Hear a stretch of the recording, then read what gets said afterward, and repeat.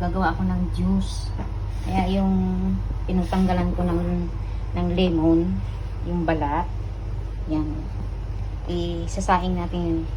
Pakuluan ko yan. Yan ang magiging tubig ko sa araw-araw na iniinom ko. Yan. Tapos, lagyan natin lagyan ko ng honey. Pwede niyo rin idagdag yung cinnamon stick para sa inflammation ba yun? Tawag doon? Sa anti ano? Ayan. Anti kung ano-ano ba yun? Kung ano-ano kaanik-anikan. Sayang din kasi itapon eh. Kaya gagawin ko, lagyan ko na lang ng twist. O, may juice ka na. Ayan, may juice ka na. O, may gulay pa pa. Ayan, ano pa pa. Kasi yung mga amo ko, healthy conscious yan. Kaya, tingnan nyo naman yung katawan ko na. Dati, ang lumba-lumba ko ngayon, lumiit na.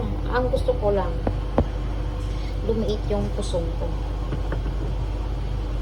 Daming nakastock siguro dyan na tingnan natin. Kaya iyon, sa ngayon, tingnan natin kung gaano karami. Kasi araw-araw ginagamit talaga ito.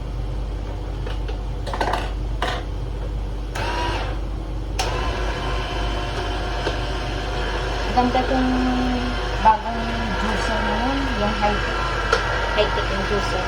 Ganda siya. Talagang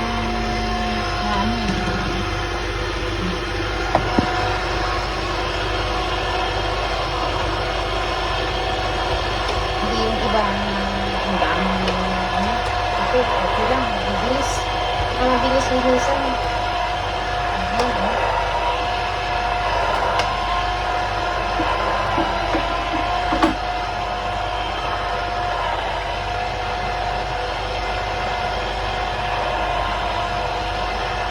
Tapos yung binalatan niya ito, bibilad ko. Tapos itatanim ko rin.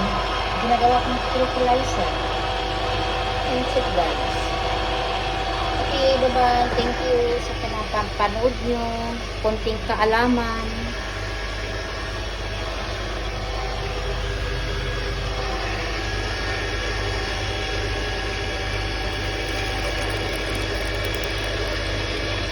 Hindi, marami din akong lemon.